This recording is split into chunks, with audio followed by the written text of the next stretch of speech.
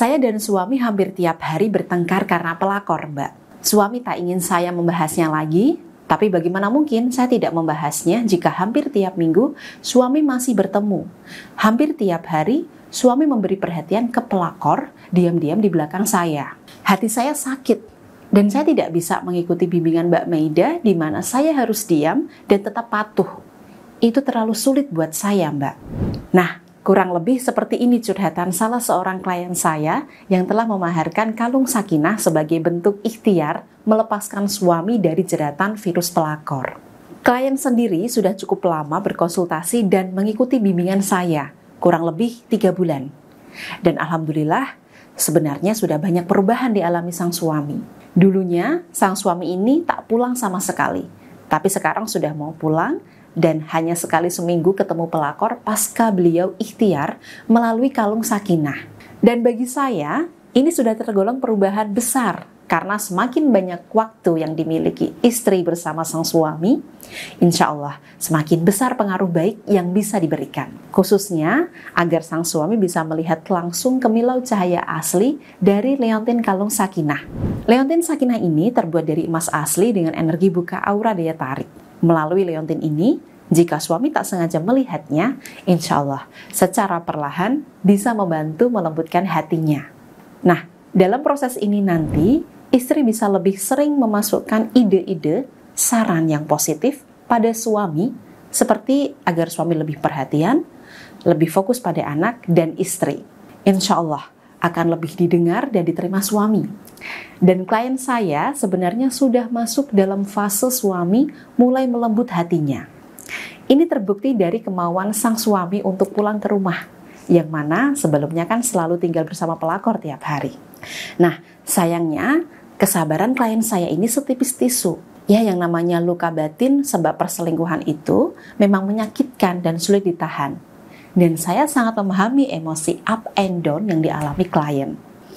Itulah kenapa kemudian saya tenangkan. Saya berikan penguat dan bimbingan agar sedikit lebih sabar, menunggu momen simpati suami kembali seutuhnya, baru kemudian secara lembut kita meminta suami meninggalkan pelakor.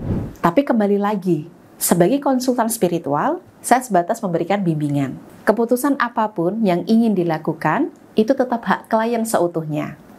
Nah, klien sendiri ketika bertengkar dengan suaminya ini sebenarnya disebabkan kebiasaan sepele.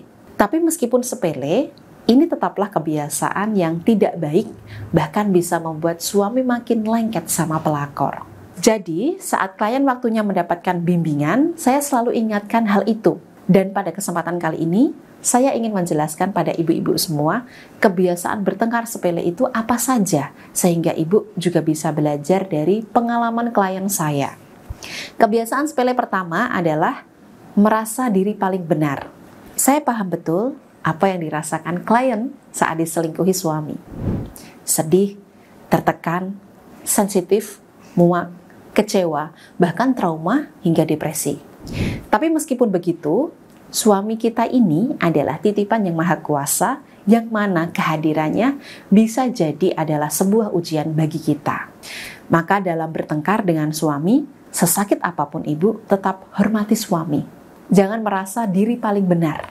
Kita juga perlu menyadari kesalahan-kesalahan di masa lalu yang mungkin saja menjadi penyumbang keinginan suami untuk berselingkuh. Rumah tangga kita tidak akan berjalan dengan harmonis jika masing-masing saling mengedepankan ego. Suami merasa benar dengan perselingkuhannya, kita merasa benar karena diselingkuhi.